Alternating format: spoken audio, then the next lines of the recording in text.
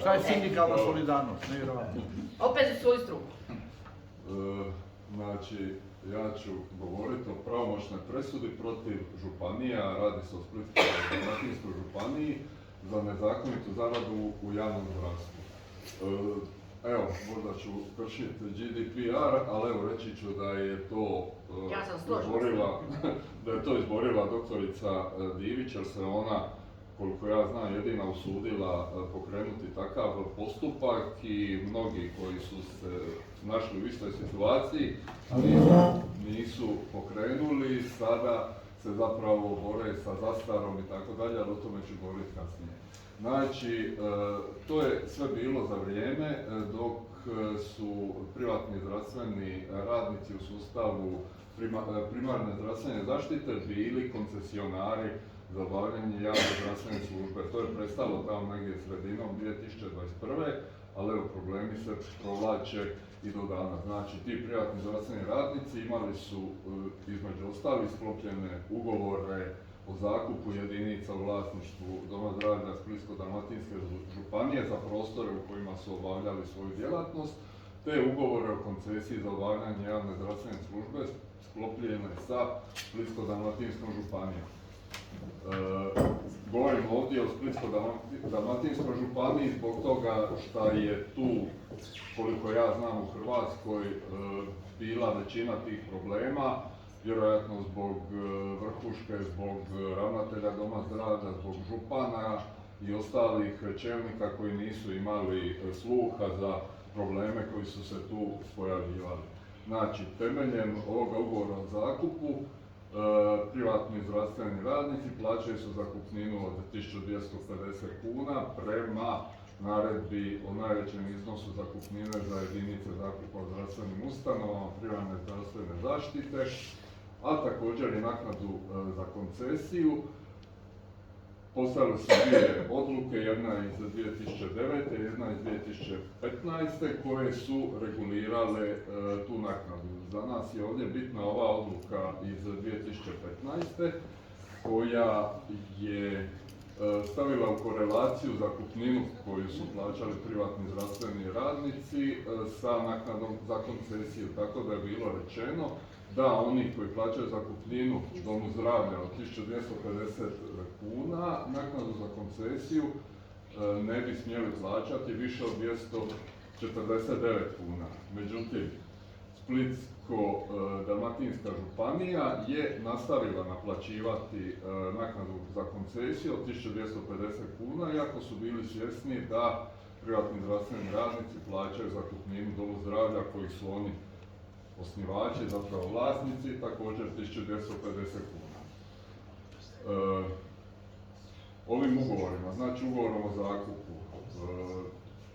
člankom, ja mislim 22 ovih ugovora koje su sklapali Dom zdravlja u Splitsko-dalmatinskoj županiji, bilo je predviđeno, znači tih 1250 kuna, ali je bilo određeno da ukoliko se naredbom ministra promijeni najveći iznos zakupnine, tada je zakupodavac, odnosno Dom zdravlja, dužan primijeniti taj iznos zakupnine.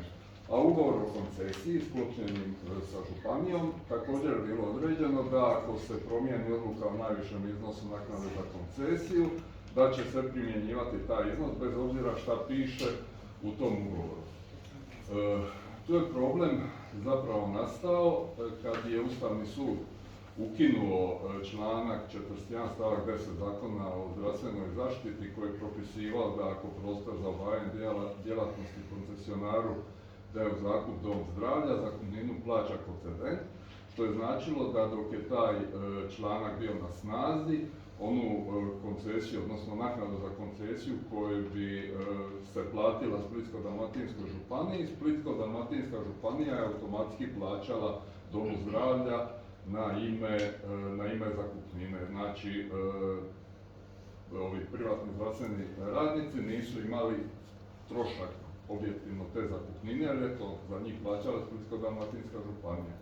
Ali zbog nekih zapravo neustavnosti, jer je to bilo na štetu drugih zdravstvenih radnika koji nisu bili u zakupu Doma zdravlja nego u svojim prostorima ili od drugih osoba iznajmljenih prostora, taj je članak ukinut i županija je prestala plaćati zakupninu domu zdravlja i počela naplaćivati te svoje iznose zakupnine od zakupnika, odnosno privatnih zdravstvenih radnika i došlo se do toga da se umjesto onih 1250 kuna što se plaćalo s osnova koncesije, naknade za koncesiju, plaća 2500 kuna, odnosno naknada za koncesiju i zakupninu.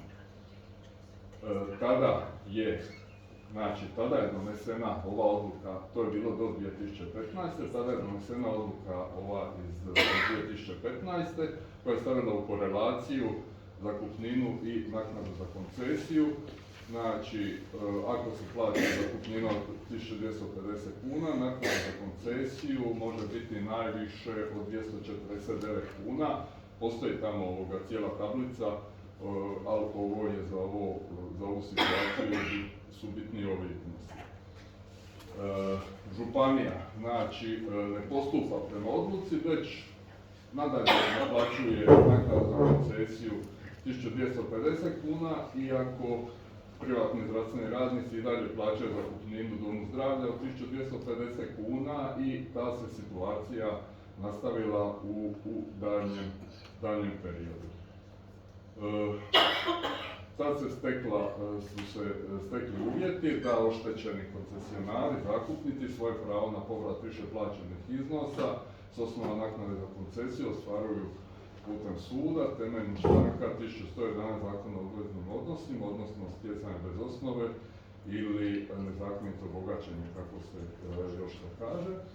I, dakle, doktorica Divić, koja se jedina odlučila pokrenuti postupak zbog toga što su svi sumnjali da ima uopće mogućnost da će se presuditi kontra županije, ali eto, ona je bila hrabra i zajedno sa mnom se u to pustila i ovom presudom pod ovim brojem dato je za pravo, dakle, povrat više plaćenih iznosa naknade za koncesiju za razdoblje od lipnja 2015. kada se s tom praksom krenulo do svibnja 2021.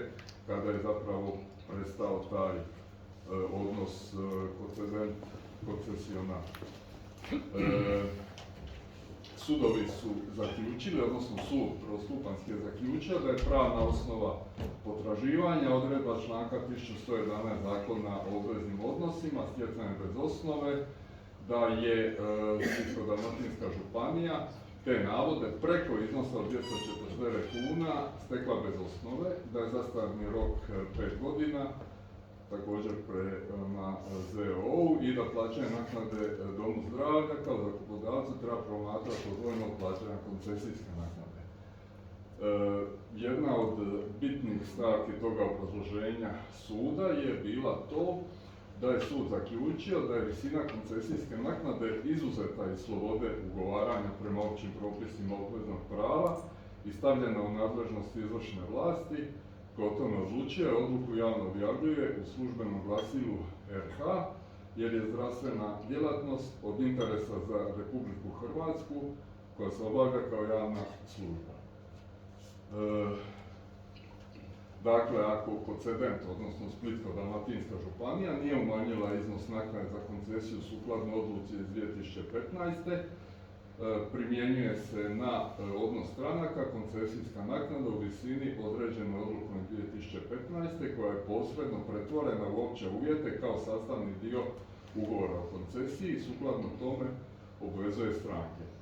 Obzirom da je zakupnina plaćana u iznosu od 1250 kuna, prema odluci iz 2015. naknada za koncesiju iznosila 249 kuna, to je koncedentu, odnosno županiji, trebalo naložiti vraćanje iznosa koji premašuje navedeni iznos jer je stečen bez osnove, dakle županija se nezakonito obogatila. Također treba platiti zakonske zatezne kamate na te preplaćene iznose koje je teklo od dana naplate do konačne isplate. Naravno, županija se na tu presudu žalila, ali je Županijski sud u Bjelovaru 22. srpnja 2023. donio svoju presudu koja je u cijelosti potvrđena kroz stupanjska presuda, te je dano za pravo oštećenom koncesionaru, te je presuda Općinskog suda u Splitu time postala pravomoćna.